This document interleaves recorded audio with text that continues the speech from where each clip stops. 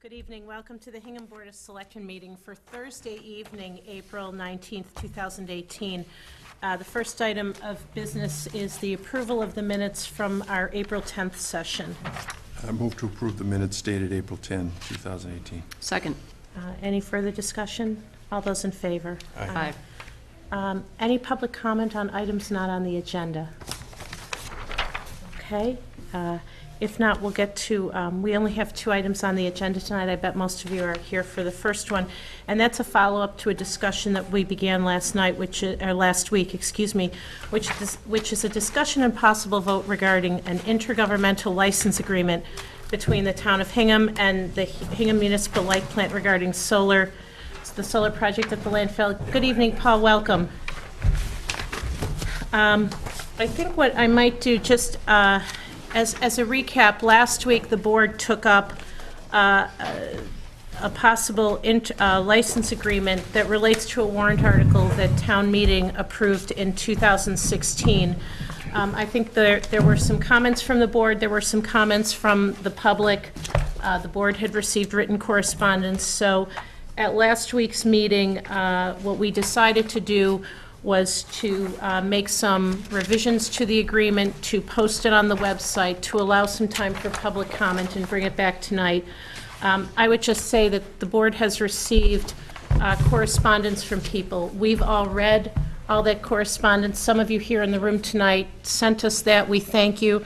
Those watching at home as well. We very carefully read all the correspondence. I think what I might do, because if you were tuned in last week, my colleague Karen was going to kind of follow up on some aspects of the intermunicipal agreement. So, Karen, I think I'll turn it to you to kind of walk through some of the changes. Sure. So, you know, we, as Mary just said, when we spoke last week, a number of you had oral comments that we took and folded into our conversation with council and with Mr. Hanyu and with council for the town to make, you know, a few changes to the agreement that I thought helped, at least in my mind, clarify certain of the points that were reflected in the advisory committee comment and the recommended motion into the intergovernmental license agreement. So again, to recap, in 2016, town meeting approved or authorized, but not require, the Board of Selectmen to enter into this license agreement for real property with the municipal light plant for the purpose of constructing a solar array on the capped landfill. And as the advisory committee will do from time to time, they as part of the recommended motion, impose certain conditions on that authority. So we have no authority to deal in real property unless town meeting gives us that authority. And then the only authority we have in this case is encompassed in the recommended motion. In addition, as you all know better than I, you know, sometimes in the advisory committee comment, they'll provide some additional color on the discussions that have taken place in the advisory committee room and, you know, certain expectations that the advisory committee has as the process moves forward. So what we attempted to do on our call, I think, was fold in both certain of those expectations as well as the elements of the recommended motion into the license agreement. And so did you, when this got posted, did you post a red line or did you post the, just posted the clean version? Okay. So for those of you who looked at the old version and maybe have looked at this, this newer version that was posted on Friday afternoon, you know, I think called out in a couple different places, site plan review. So, you know, let me back up for a second. You know, Mary's right. All three of us did read very carefully the written submissions that many of you sent along to us. I guess I'd categorize those comments in sort of 2 general buckets. One is sort of process related, and the other is mitigation related. And so to me, the site plan review process is where the nuts and bolts of mitigation relief would take place. And to me, that was why it was important to call out in the agreement. You know, in our discussions with counsel for the light plant, I think that, and no reflection on Mr. Henue, I think that it took a little bit to sort of bring counsel around to reflecting these business points and what she would otherwise characterize as a very formulaic license agreement. You know, look, we want to use your property, we're going to indemnify you, we've told you what we're going to use it for, and that's that. And so I had to say, well, that's not exactly that here in Hingham. You know, here in Hingham, in this license agreement, we want certain additional affirmations in the license agreement. So one of them was site plan review, which they would have to go through anyway. And I think that was part of the pushback was, you know, why do I have to write this in the license agreement if it's a part of the process I'm going to have to undertake anyway? I felt it was important to me to call it out. I felt it was important in, as I said, reflected in the town meeting vote and advisory committee comment, and so that's an addition to the agreement in a couple different places.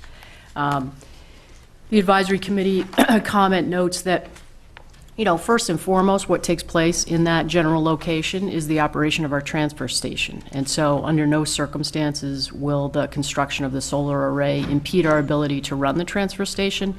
Again, I don't see how that would come into play anyway. There'd be one aspect, I think, of the construction of the solar array that may affect the exit driveway, but you know, shouldn't have any detrimental effect on the operation of the transfer station. Nonetheless, we called it out specifically in the agreement.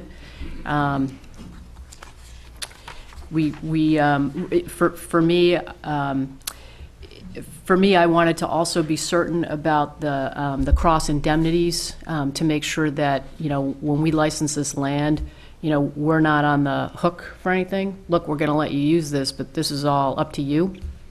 That gets called out in a couple places in the agreement. In addition, and I spoke to the town's insurance agent, Bruce Minovitz, earlier today. He said the most important thing in the license agreement are the insurance requirements and the additional insured status of the town, which is reflected in this agreement already.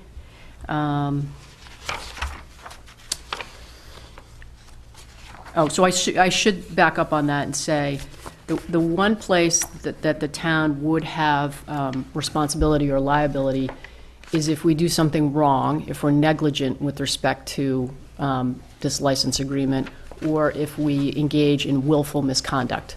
So I, again, couldn't come up with a scenario where we would even have a chance to be negligent or engage in willful misconduct.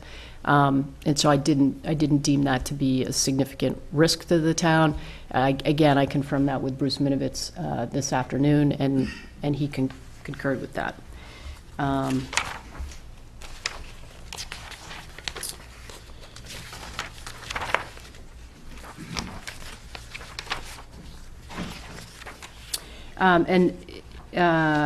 then the other couple things, let me talk to two of them and circle back to the last one.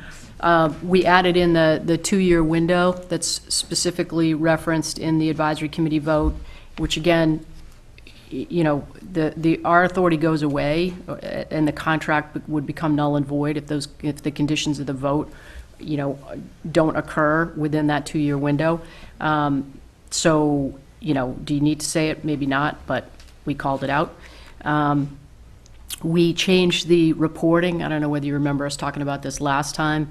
The way it was formulated last time around was we had essentially asked the light plant for reports, and instead we'd like them to report to us quarterly as the project unfolds, and then annually or more frequently as we may request. So it sort of shifts the to-do item from the Board of Selectmen to the light plant and to the developer. And then last but not least, and Mr. Henue, I'm going to ask you to maybe help me with this one. You know, there was some discussion about, there were references to an RFP, and there were discussions, I think, both in the initial formulation of the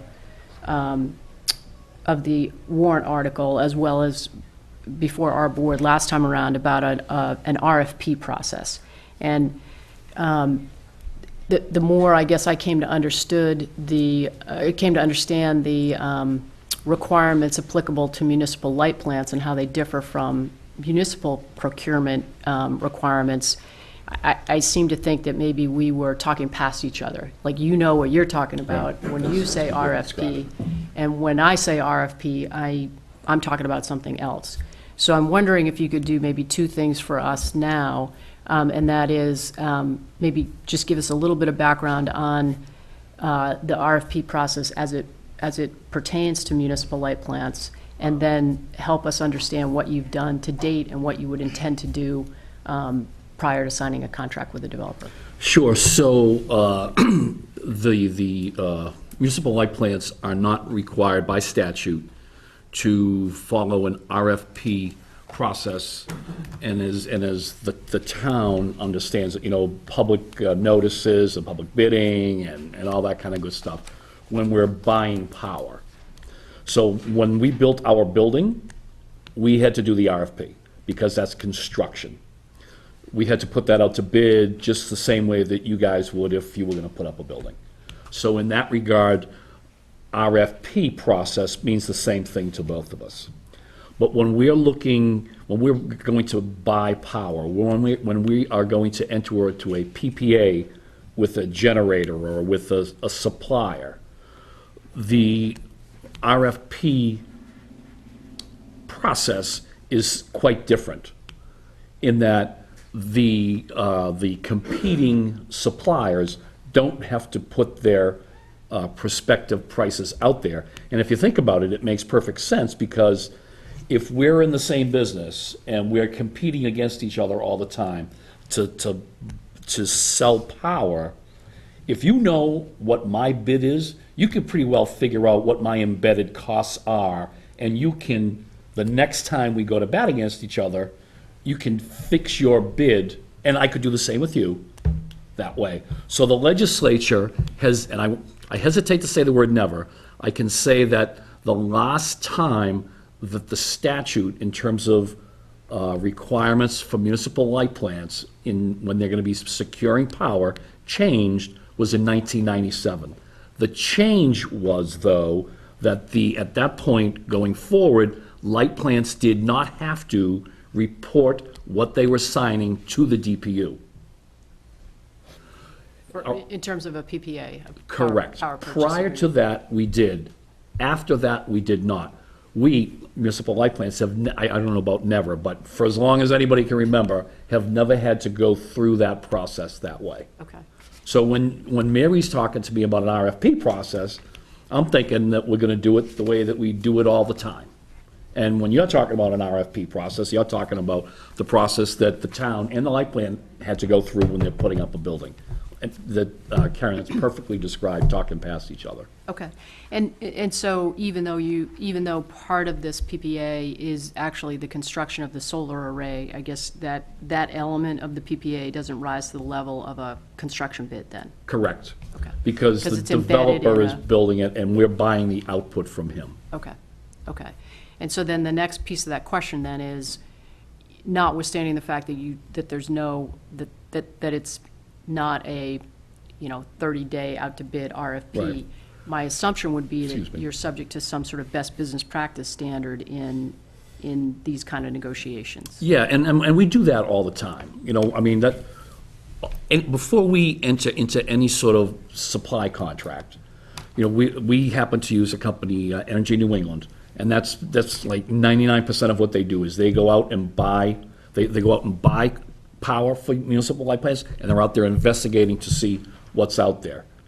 And so that's something that we do. So we have a good sense, because E&E does it for about 23 different municipal light plants. We have a good idea of what's a good price and we have a good idea of what is out there in the market. Then individual light plants get to decide if that's a good price for them or if it's not a good price for them.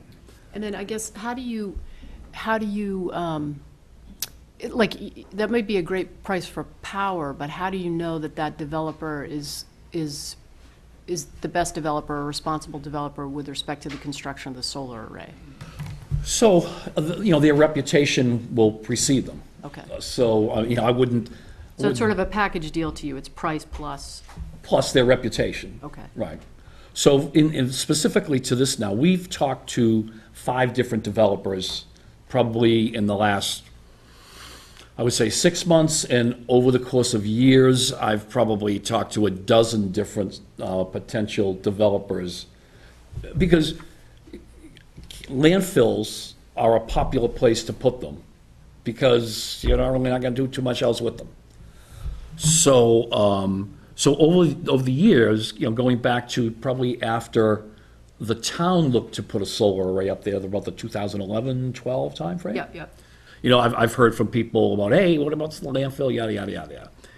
Specifically to this one, I've talked to 5 different developers, and explained to, do the Google Earth sort of a thing, and they can see how big of an area there is, and they all have pretty much the same tools, and they will tell me how much they think they can generate there, and what they think they can sell it to me for. And, we're going through that process now. Okay. And so, I'll call this out specifically, and you were on the phone when we talked about it. So we've added a requirement in here that the licensee, which would be Hingham Municipal Light Plant, the licensee hereby represents and warrants to the licensor, the town, that the licensee is engaged in a request for proposal process with multiple solar companies by which a developer will be chosen by the licensee based on matters such as experience in design, construction, operation, and maintenance, and removal of solar facilities, as well as financial ability of the developer to complete the facility, and based on financial PPA, which is the power purchase agreement terms, including pricing. So what we tried to capture there, my understanding was, and this language was developed in concert with legal counsel to the light plant, was we were trying to capture the process that you are in the process of undertaking and will undertake if this license agreement is signed. Correct. Right, okay. So I think that kind of gets you up to speed with where the contract is. I know that, I've also reviewed the comments, but I don't know where you want to jump in. So just maybe a question. If I'm reading this right, and I think we got the clarification, we have 6 days. If an agreement is not signed with the developer within 6 days, this warrant article expires? Yep. So, Paul, what has to happen in the next 6 days? Because, I know I hear you saying that, you've had a lot of discussions with people, but there's 6 days left, and I'm just trying to get my arms around the work that has to be done, and whether 6 days is an adequate amount of time in which to finish it. It is, I believe it is. So what will happen, presumably, you guys vote to transfer the license, give us the license. We will send a sub-license, which is basically a mirror image of this, to those developers who we've been talking to. They'll sign them, presumably. And then we'll start, to get into the pricing. How big an array can you get me? And what are you gonna charge me for that? And so will those But the discussions... piece that needs to happen, at least by my understanding of this, is the license needs to be signed in the 6 days. No. Well, see, I'm looking in, I'm just reading E. I'm looking at, it's, The sub-license. It says- That's what, I meant the Yeah, yeah, sub-license, yeah. I'm sorry. the sub-license with the Correct, the developer. sub-license, So- that's right. So that means that, does that mean that you have to choose somebody within the next 6 days? That means I send the sub-license out to them, and they give it back to me in the 6 days. Because I haven't gotten formal prices from them yet, because So- they don't know what the terms of the license, or the Right. sub-license is gonna be. And just for clarity, so would that mean that you would have sub-license agreements with multiple developers? And then, correct, and then I would select based off of price. And is there, I'm kind of new to these agreements, so is it problematic that we have multiple sub-licenses with different developers? No, because it's gonna be tied into the PPA, and there's only gonna be one that's gonna get the PPA. So I'm looking to both the lawyers on my board here, because this is starting to get a little bit out of my wheelhouse. So say that again, and I'm not sure I understand when you say only one of them's going to get the So there are PPA. still, right now, there are 4 developers who are still have expressed interest in this. I haven't gotten prices from them yet. Yep. I can't get prices from them until they know what sorts of requirements is going to be in the sub-license. So this would be, if you first step, will, if you will.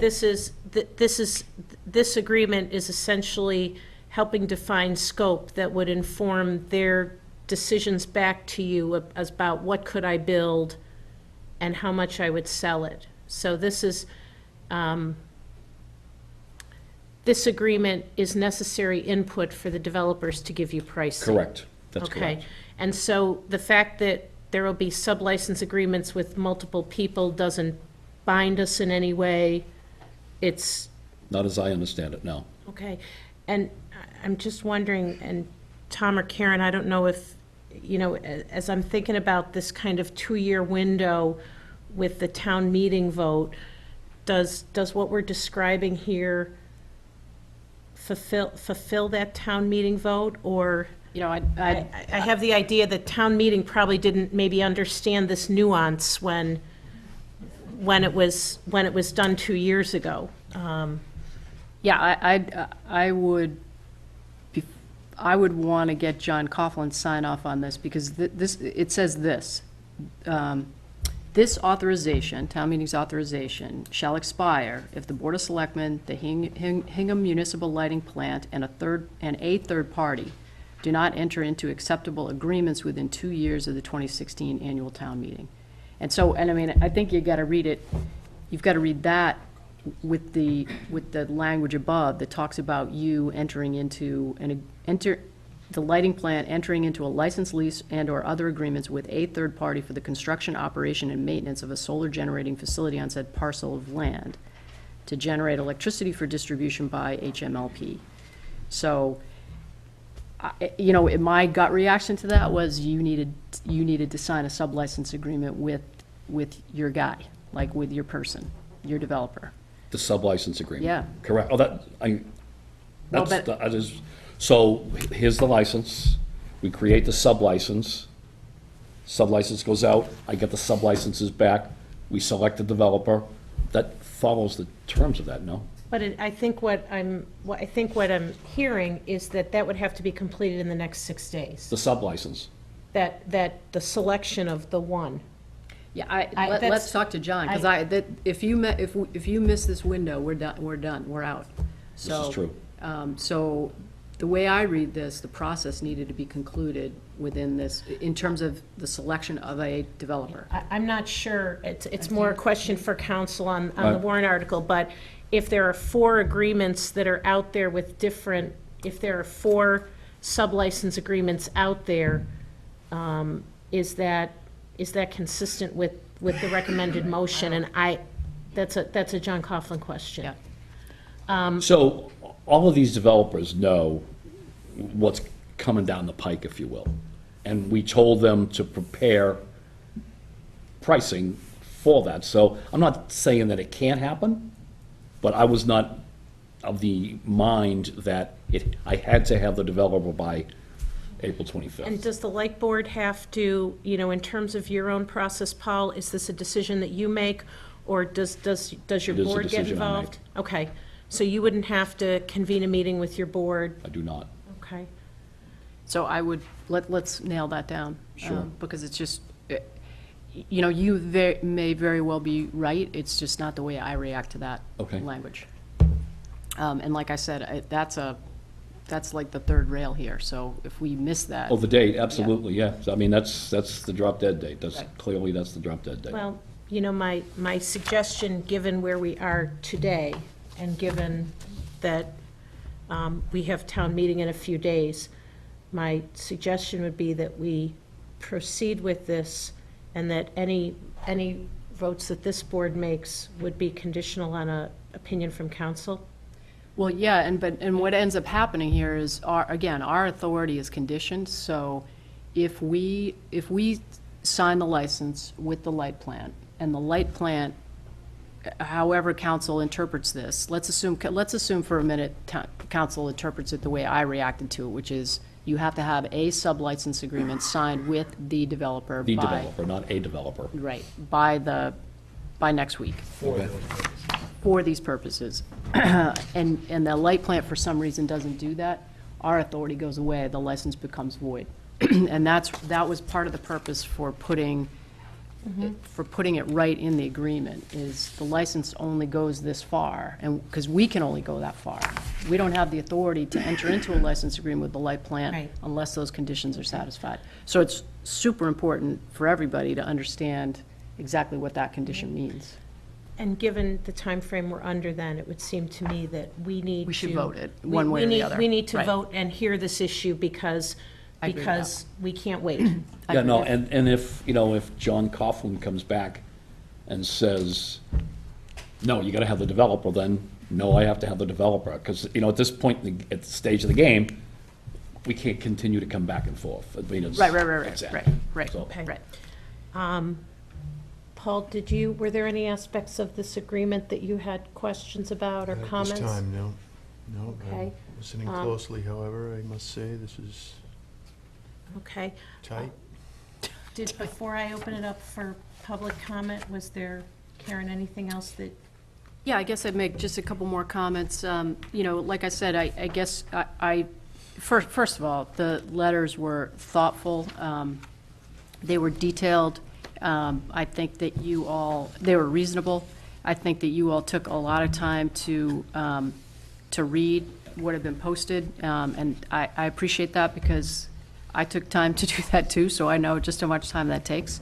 On the process point, I think that, on the process and the mitigation point, I think part of this for me, and I said this last time around, was understanding the role of the Board of Selectmen in this process, which will be part of a larger process before our permitting boards, the planning board, I guess, for site plan review, right? And so what we're being asked is, will we exercise the authority that town meeting gave to us in 2016 to provide a license to use real property to the light plant? And the next phase of this, and if the answer to that's yes, then mitigation and certain of the other process points I think that people have called out here, those would go on at the planning board. And frankly, I think, again, I think folks raise great points about the planting of trees, deleterious effects of these solar panels, whatever range that is, from glare to, because of the wind on the top of the landfill, is there possibility for noise? Will there be humming? All of those kinds of mitigation issues, I think need to be addressed by the planning board. Those are not issues that we typically would take up in a project like this, because I think they need to be carefully considered, and frankly, I thought they were all pretty reasonable requests. The only other point I guess I'd make, and again confirm with council, is the deliberations of the light plant board itself, as they may move forward in this process, and any reports that Mr. Haney might make to his board in respect of the project. The light plant board is a public body, just like the Board of Selectmen is a public body, and is subject to the open meeting law. As Mr. Haney pointed out, there are special rules, in addition to the sort of general overlay of the open meeting law. There are special rules that pertain to the light plant because in part, it's purchasing power, so those negotiations are confidential. Any sort of trade secret type stuff, that's confidential. So it has to conduct its business in public, just like the Board of Selectmen, unless it's authorized by statute to enter into an executive session. So there were some folks that I think were wondering about, as this process moves forward, there will be public meetings before our permitting boards that are public meetings, and then there may in fact be public meetings of your board, which are public meetings and will, need to be posted, and they need to be in a place where you can attend if you want to attend those meetings as well. So those are my points. okay. Anything? I think Okay. I'd just be All right. rehashing. I'm going to open it up for public questions and comments. I will say that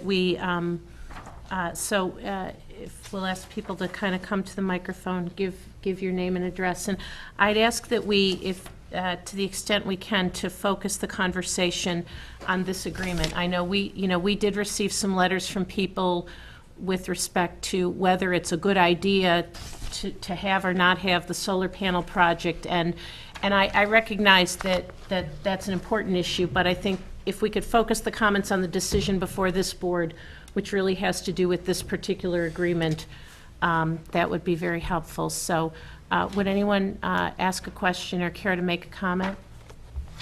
Bill?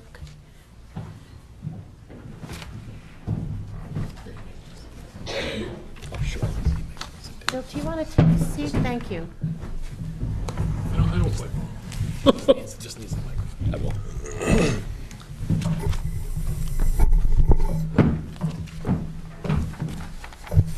Bill Salisbury, 10 Ridgewood Crossing. I wouldn't buy a used car using this process. It's totally inverted. What's supposed to happen, I think, in any kind of a process, in any kind of a public process, is you're supposed to figure out what it is you want to buy, and it isn't power. It's buying a very complicated arrangement to develop a wind turbine. Develop a solar panel at the top of the dump. That's what it is. It's not, and then you're going to buy power from it. So the problem is, of course, is that you want to have. There's a reason why you have procurement processes, and that's so you get multiple bidders and get the best, supposedly get the best price and the best qualified people. The other problem, of course, is that it's 6 days out, and it somehow took a long time to get to this point. But it is inconceivable to me that in that draft agreement there's a sort of warranties and representations provision that supposedly the developer can rely on, that has a number of warranties and representations from the town.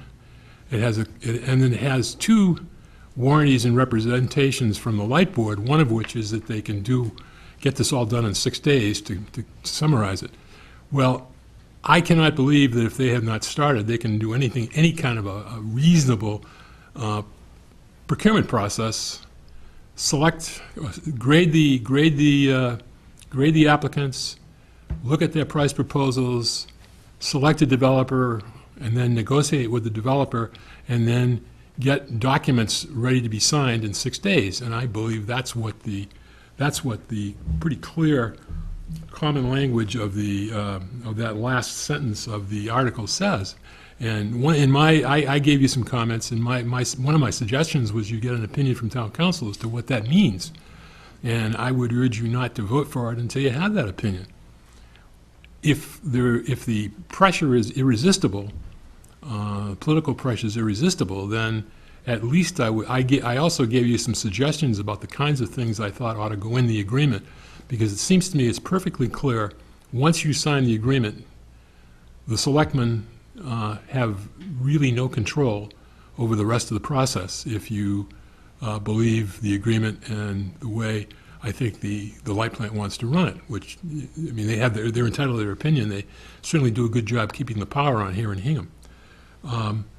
But I don't think that's what town meeting did or intended to do. I think they intended to leave the selectmen in charge of the overall process until either the 2 years ran out or all the agreements that had to be signed or approved by the selectmen were ready to go to print.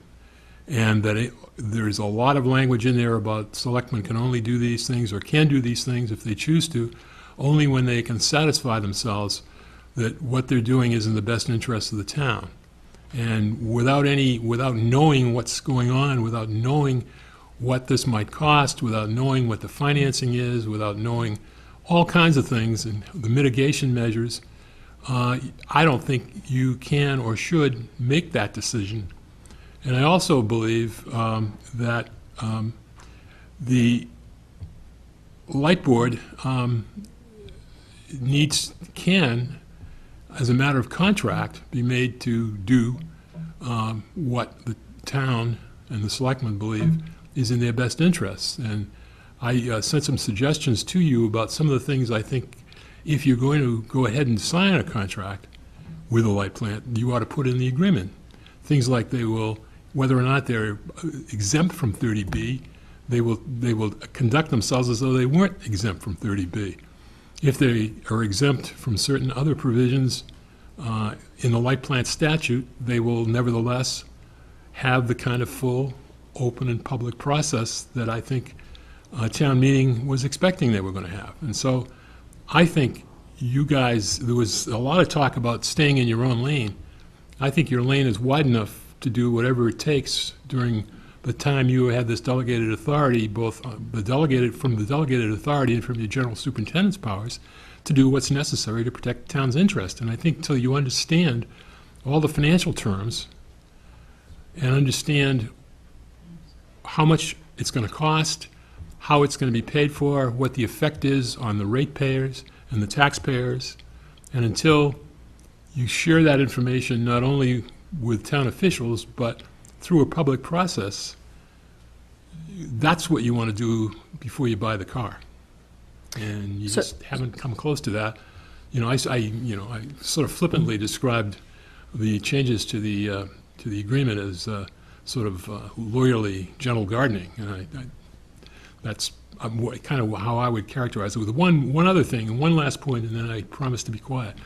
And that is, I think there's a fundamental mischaracterization of the difference between the kind of authority that's granted by town meeting under Article 26, which is the authority of the selectmen to make business decisions, to make policy decisions, to make other kinds of major decisions, financial decisions, and that the limitation of a planning board site plan review, assuming you can figure out what exactly the permit is that this would be attached to, which is no easy matter, I don't think, given these circumstances, is a very different one. They are bound by and governed by the planning bylaw. That's not the kind of authority you have. It's a very different kind of authority, and the kind of scope and the kind of things they can decide to do and not do, and order and not order, assuming there is a permit that somebody has to get, since there's no interest in real estate and there's no interest in, there's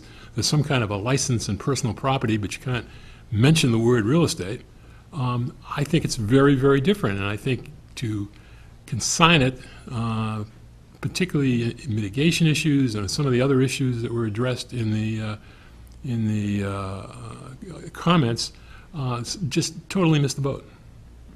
Well, you won't be surprised to learn that I disagree with some of your characterization, but I will say that you and I started off on the very same page, because I opened the call, and Paul can attest to this.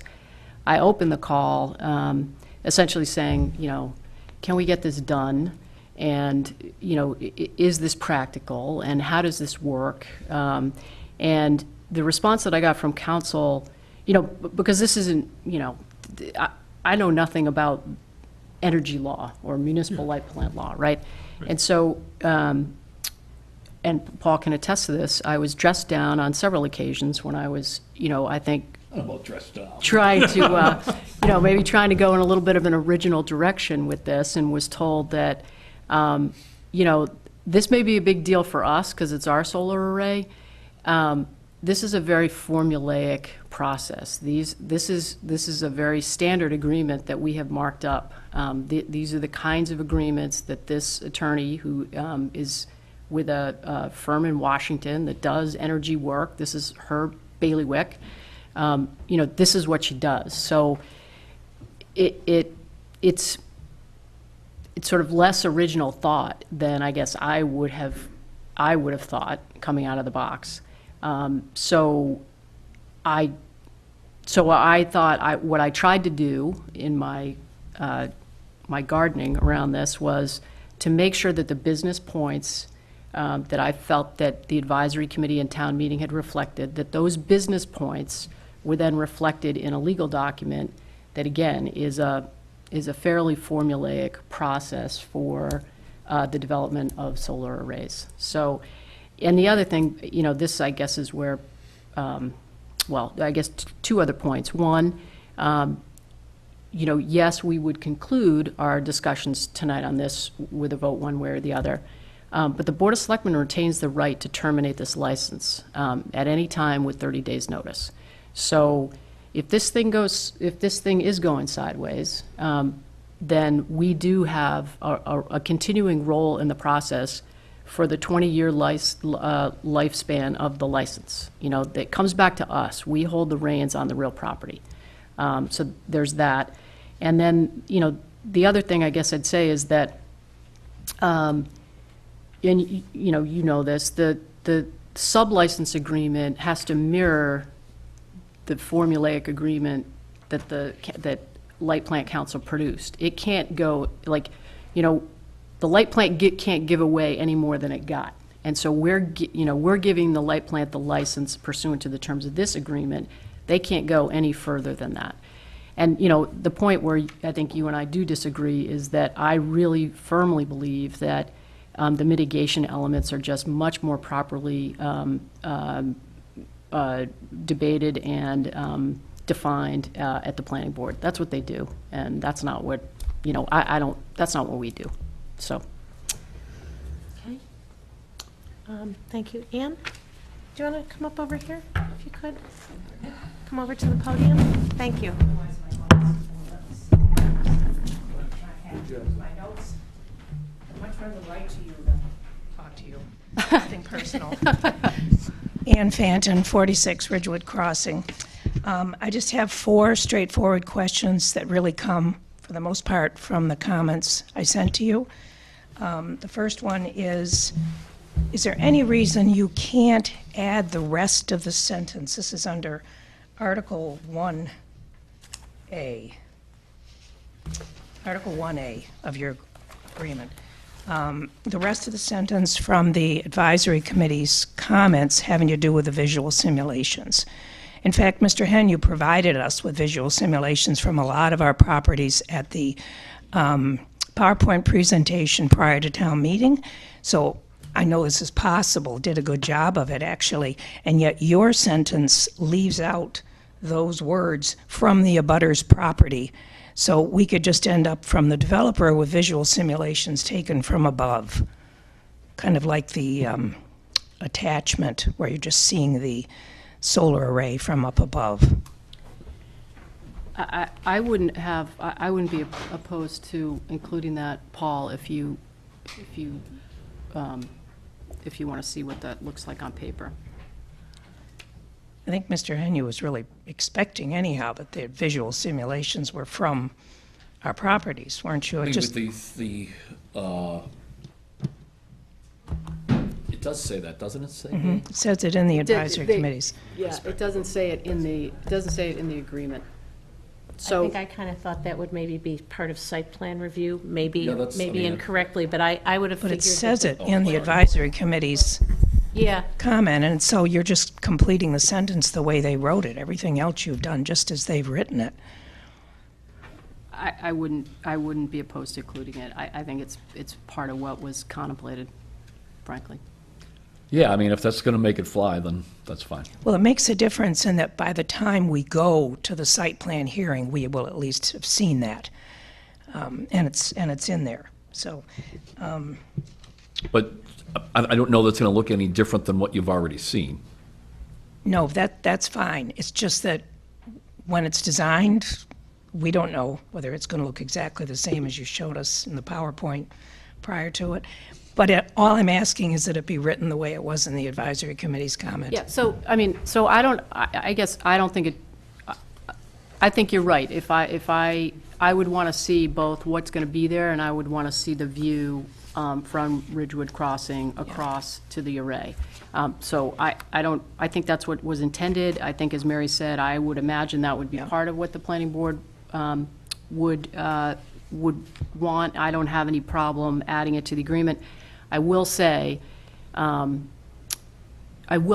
while I think this board was intending to be true to the advisory committee comment, I also don't want to, I think it's sort of dangerous ground for us, and I just want to go on the record here. I think it's dangerous ground for us to try to replicate the advisory committee comment in everything we do. So the recommended motion is the governing motion that is before this body.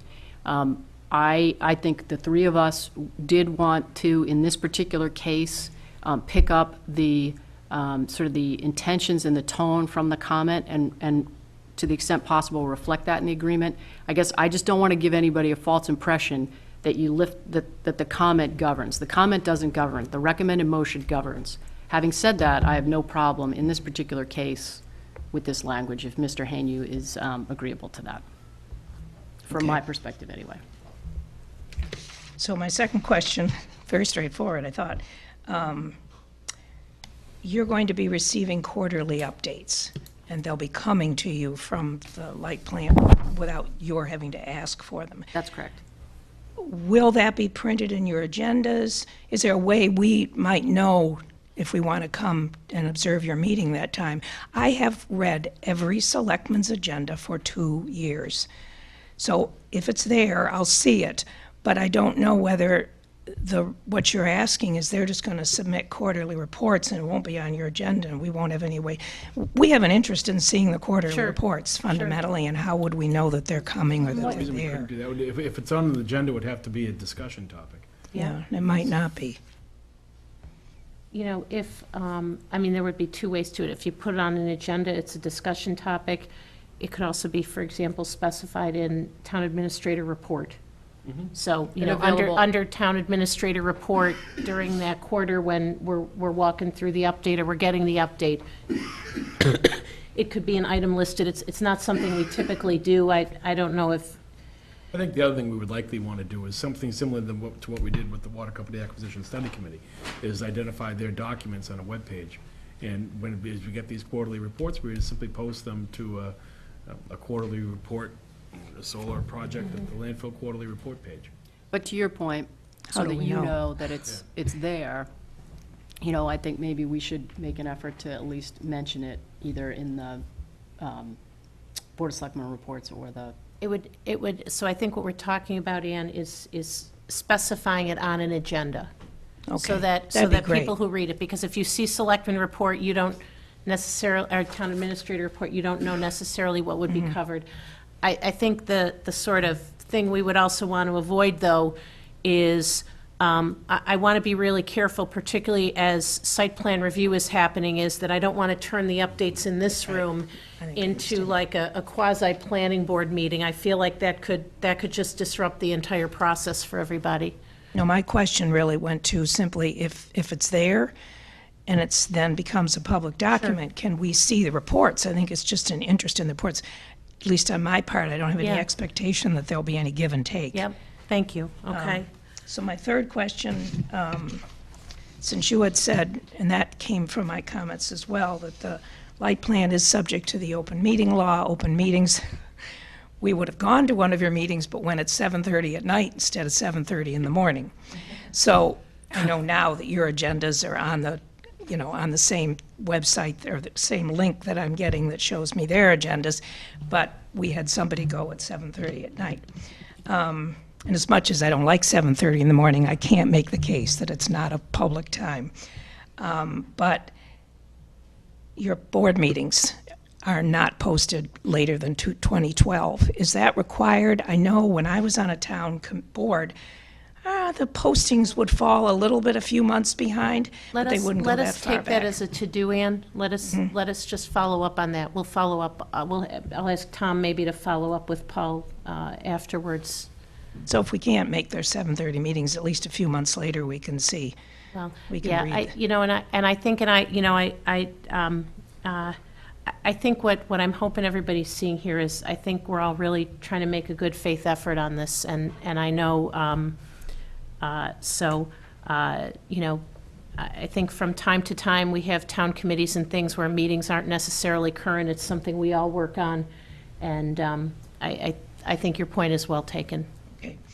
And lastly, since you mentioned, I think Karen mentioned one change with regard to the procurement. How would we see the final agreement so that those of us who want to have the final agreement can have a copy or at least see a copy? well, so the Which agreement are you talking the about? sub-license The one, agreement? once the selectmen sign the license agreement with okay. you, so that I'm not using the one that was current last Friday, but that we actually have the final We one. can post that. Of course. Yep. Yeah, we can post that to the website. It may take a, day or two, but, I would think by Monday, right? So it's somewhere on the website. On the website. I'm not Yep. too good at finding. Thank you. Thank you. Okay. Anyone else? It will be in the news and notices section. Yep. And if you can't find it, call or email, and we'll, Scan it and email it. Sure. We'll find it for you. Kathy?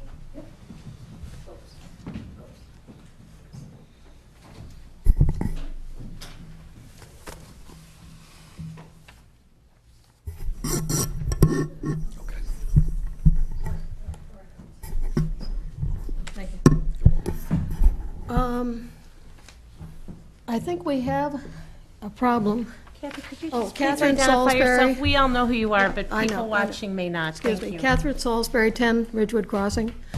I think one of the problems here, quite frankly, and I understand why you don't want to be in the mitigation business and all that, is obviously the appropriate people to handle the mitigation and everything else is the Hingham Municipal Light Plant, not the planning board. The planning board, the site plan process, at the end of the day, they give you, a special permit of some sort. There's no zoning, solar arrays are not allowed in Hingham. There's no zoning article that, like the wind turbine, there is no wind turbine, as a permitted use in any particular, place in the zoning bylaw. The planning board, at the end of the day, they can have all the mitigation and everything else, but there's no permit called for. How are they gonna give a permit? Where in the zoning thing do you find a requirement that they get a special permit to build a solar array anywhere? Somehow you're missing a step in all of this stuff.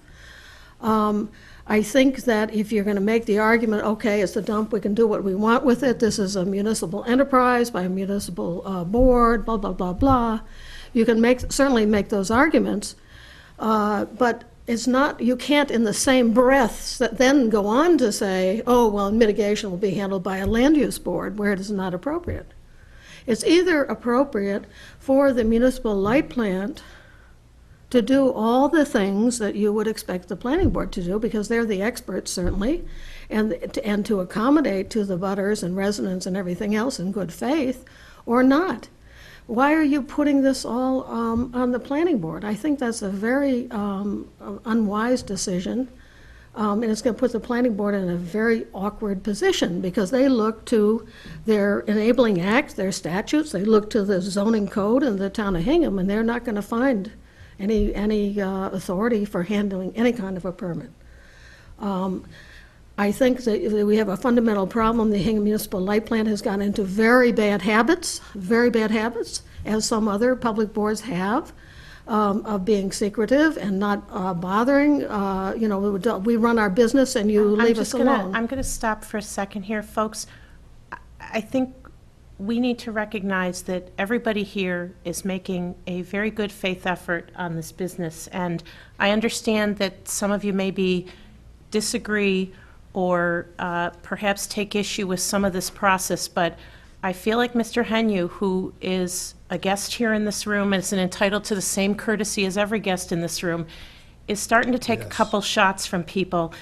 And I would just say that, first of all, I don't think it's appropriate. I would ask everybody to temper their remarks. I would also say that it is distracting to the board's decision at hand, which is this agreement. So if I could please ask that our comments from here on in, please be focused on the issue and the process.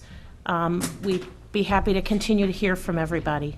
Thank you. Well, then I suggest, in the most polite manner possible, that the things that you are concerned about the light plant posting meetings and about having meetings at reasonable times for people to attend and various things like that, be written into the license agreement. If they are not abiding by, the public meeting, open meeting law and things like that, and if you can't get documents out of them, and if you can't go over and look like you can go to the assessor's office, you can look at all the assessments, you can pore over the maps, you can see what people pay, for their taxes, you can do all that research if you are so interested. why can't you do the same things with, for example, like the Country Club Committee or this committee? I'm not saying that the Country Club Committee doesn't allow access. I wouldn't know one way or the other. But anything that's like a municipal enterprise that's kind of separate is a public body. You know, I have my Kennedy School degree to back me up here. And, you know, I really think if that's what should be required, you shouldn't have to post all this stuff. They should be posting. If it's their project, they own it, and they should abide by the open meeting law and all the other laws. That's all I'm saying. Thank you. Thank you very much. Sure. Anyone else? Okay, so I'm gonna, sure. I want to thank Karen for the work that she did with John Coughlin and counsel for the light company. I think that the issues of concern were addressed in the revisions that were made. With all due respect, Salisbury, I do believe the planning board is very capable of addressing this issue. They don't mind being in an awkward spot. They're in awkward spots on a routine basis, actually. You know, I think the permit involved, I may be corrected later, but I think because it's over a certain amount of money, it requires site plan review. I think the kind of issues that have been addressed to us in terms of concern will be addressed in the site plan review. The planning board, by virtue of its experience and its essential inquisitiveness in matters of this nature, will have no problem getting to the heart of the issues. They're very well equipped to deal with neighborhood concerns. They have the kind of staff that can do that. We don't. I mean, when we were dealing with the LIP project on Beale Street, we had a certain involvement with it, but we certainly weren't deciding which trees should be saved and how much cover should be there and the width of the roadway and parking lot dimensions. No, we didn't do that.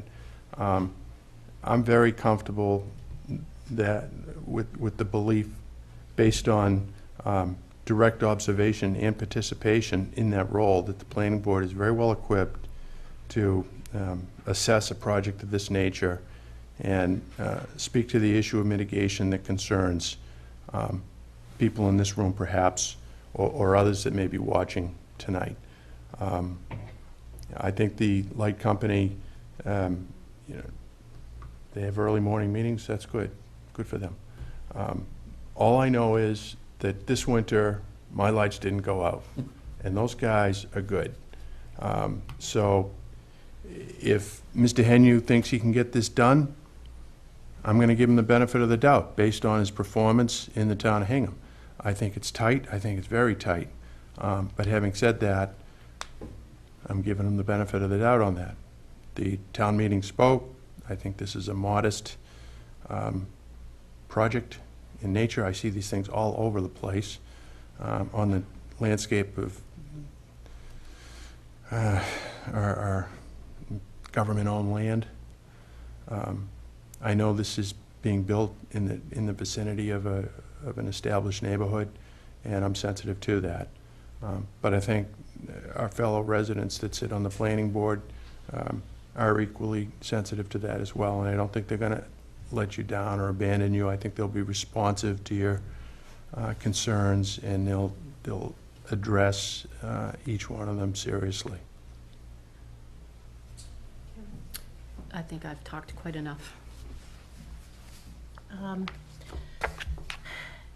This one is, it's a little bit tough for me because, for a couple of reasons. Well, first of all, Hingham Light does a wonderful job, and you had a very busy winter, keeping all of our lights on and other things. And I appreciate that I think you characterized it last week as a little bit of a chicken and an egg.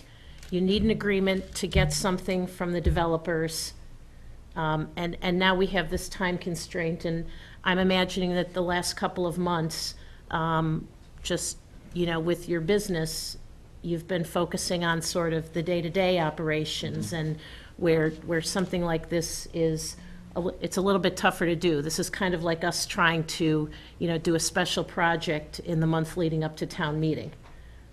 It's difficult to do.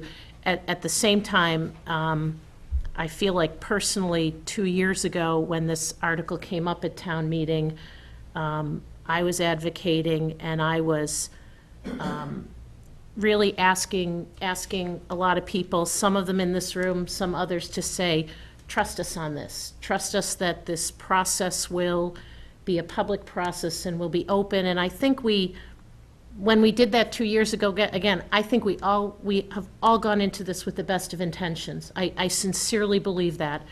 And I think along the way, we learned that, at least in my mind, I thought, well, when we go to do this, we'll, spec some things out, and it'll be kind of more of a standard process that, I think I was thinking about the municipal side. I didn't appreciate that without this license agreement, it's difficult for developers to sort of respond. And so I realize that's a little bit different. I'm not, anyway, as much as I would like to vote to support this agreement, and certainly if I'm the minority on this, I'm going to go along with my colleagues on it. Personally, I can't tonight, only because I still feel like there are a lot of unanswered questions for me. I feel like there's a lot to do in 6 days, and while I know that these are standard agreements and people build them all over the place, I do kind of know Hingham, and when we try something for the first time, we like to be really deliberate. We like to err on the side of being a little bit more public. And I'm feeling like time is not on our side right now, and this feels like it's important, it's visible, it's the first step in a project of this nature. And, I tend to like to have a little bit more time, a little bit of time to mull things over. I'm feeling a little bit jammed for time. But having said that, we also vote as a board, and when the board decides, we all support each other's decisions, so. I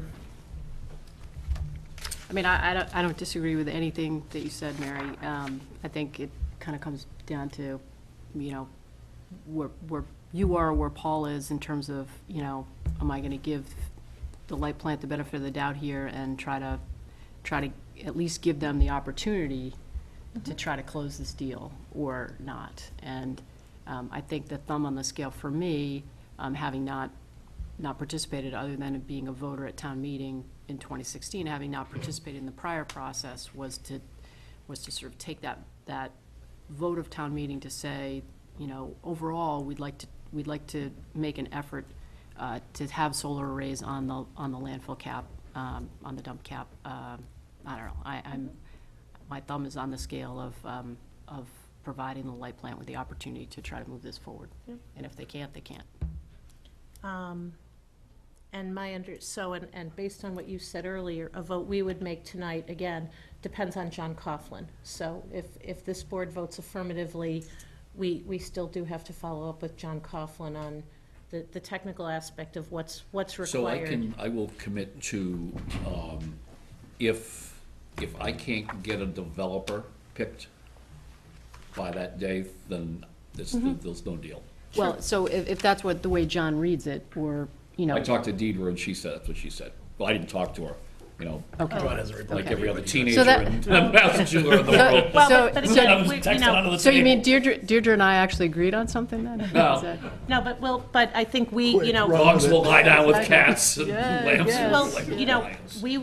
we will do our job tonight, and then we will wait to hear from council. So, would one of my colleagues like to make a motion? I'd like to make a motion, but I'd like to make a motion that adds the amended language. So if you just give me a minute, if you're willing to do that, Paul. Sure. Whoops. Yes, please. No, ma'am. Could you come up to the podium Where did I put that? and introduce yourself, please? Thank you. Frances Murphy, 24 Ridgewood Crossing. I'm curious to know if you have any companies selected that you're going to talk to, or are you just going to start from scratch tomorrow morning? I think I've heard Mr. Henry say that they've talked in earnest to 5 different companies over the past 6 months. Okay. And so Could you tell us? Yeah, that's Could fair. you tell us who they are? Sure. Engie, so they've built solar arrays and they've done battery projects as well.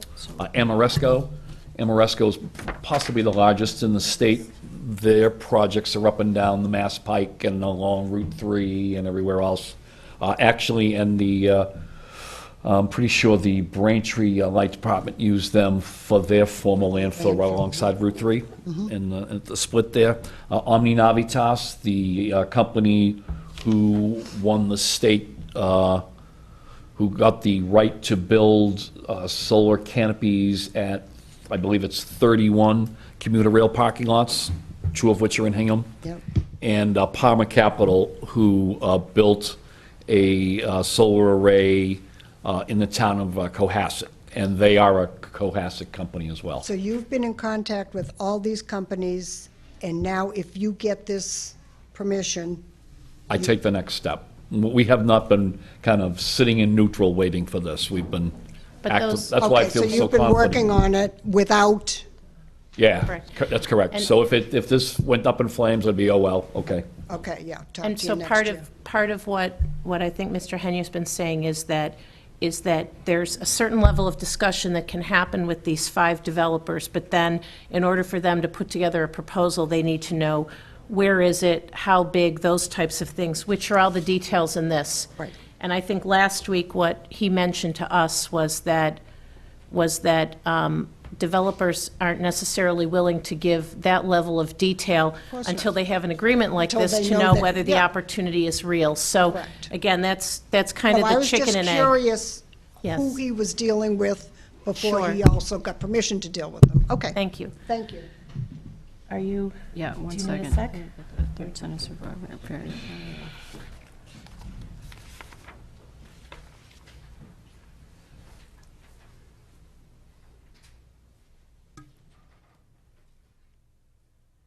All right, so I move that we approve and execute the intergovernmental agreement/license agreement between the town of Hingham and the Hingham Municipal Lighting Plant regarding the solar project at the town landfill to be amended as follows, that the third sentence of Article 1, Paragraph A, include the following language.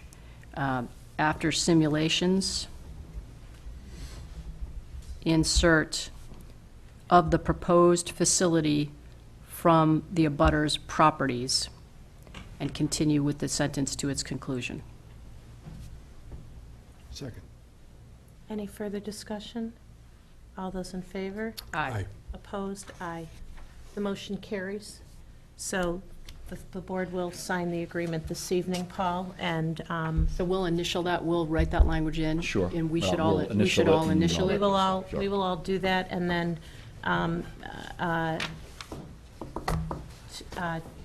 we'll make sure that John Coughlin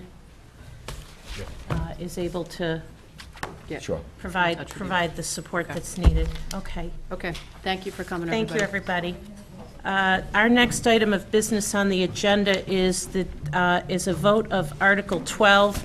Article 12 is a transfer to the reserve fund, which is a perennial article that oftentimes is not taken up by the selectmen or the advisory committee until closer to April, where we have a better handle on year-end expenses.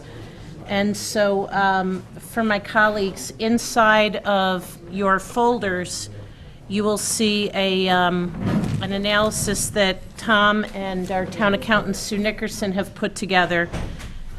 You will see the current status of the reserve fund, and then estimates for pending transfers. And I would make 2 points about these pending transfers.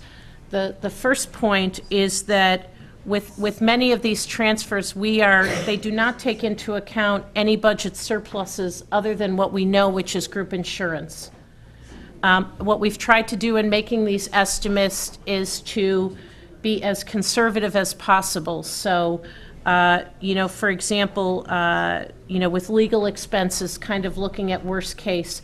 I'd make one other point, which is that for all these items, if these dollars are approved, these are only dollars that we would be able to transfer. We will not spend all these dollars.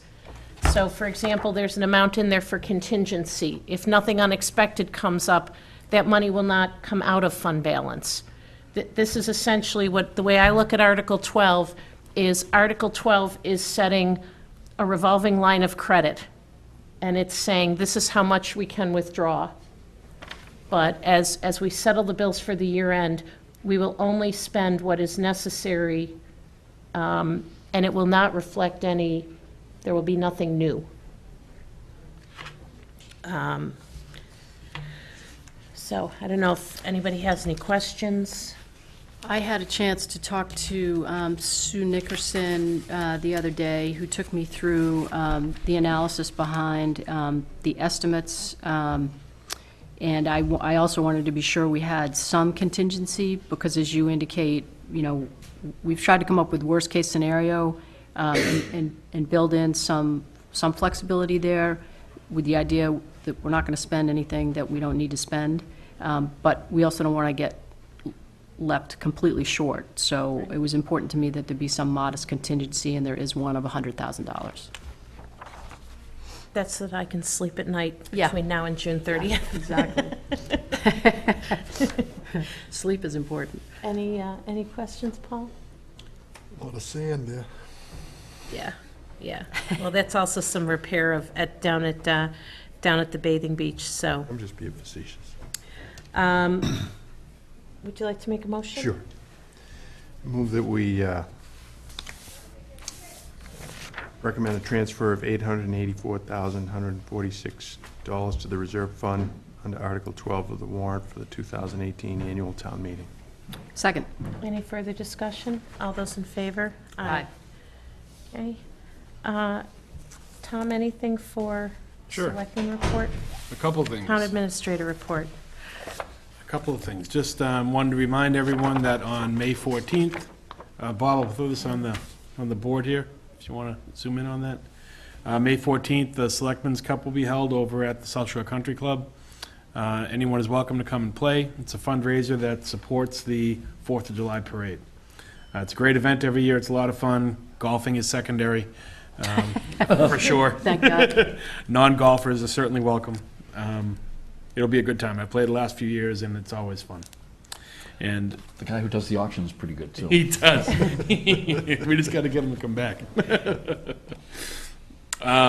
The other thing I want to let you all know is that the annual report is complete. This is a sneak peek of it. I will throw it also on the board. We're highlighting this year our historic clocks that were renovated last year via the CPC. Still in process. What's that? Still in process. Still in process, yes. Paul Healy will be signing covers of your town report at town meeting if you. Those will if be you'd like. available Monday night at the meeting, and then at town hall as needed. That's it. Paul? I'd like to acknowledge a centenarian. Peter Rando celebrated his 100th birthday. It's in the journal today. I've known Pete since I was a little boy. He was a barber until very recently up at the center. Still is. By appointment. By appointment. So, good for you, man, you made it. I'd also like to thank Phil Lemnios and the Hull Selectmen who hosted the Summer Street Corridor Task Force last Thursday night in the town of Hull. As you know, there's a pilot program that's about to begin shortly, and we'll start publicly messaging that on the corridor next week. But the 3A Task Force, Summer Street Corridor Task Force, under the able leadership of Judy Sneath, did a great job on this community outreach. This was literally community outreach. Met with Mr. Lemnios ahead of time. Our chiefs, both police and fire, did a great job. This was truly a town effort, because we were tasked with educating a skeptical audience. I must say the residents of Hull were polite. They had a lot of questions, but I thought the exchange was very measured and balanced.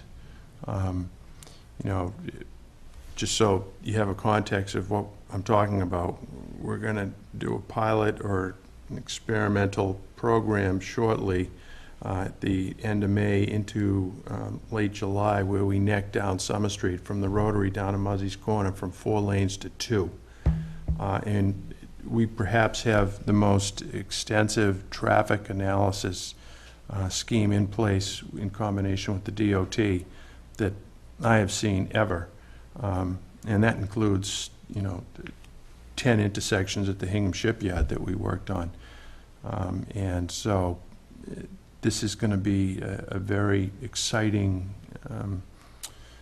aspect of what we hope will be a successful measurement of a design that eventually will become incorporated into the corridor, which is an extremely dangerous roadway where you've got a 50% chance of going to the hospital in an ambulance if you get in an accident on it.